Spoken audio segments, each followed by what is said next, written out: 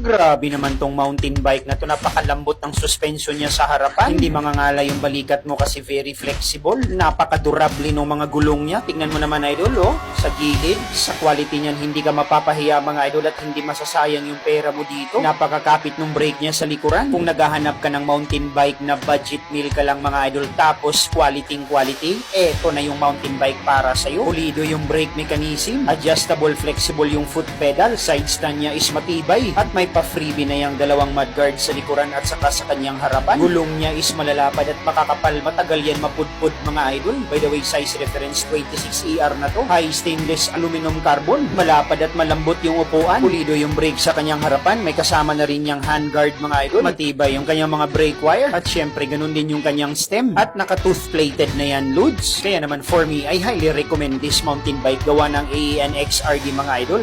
I-check out mo na yan, Lods. Go, go, go!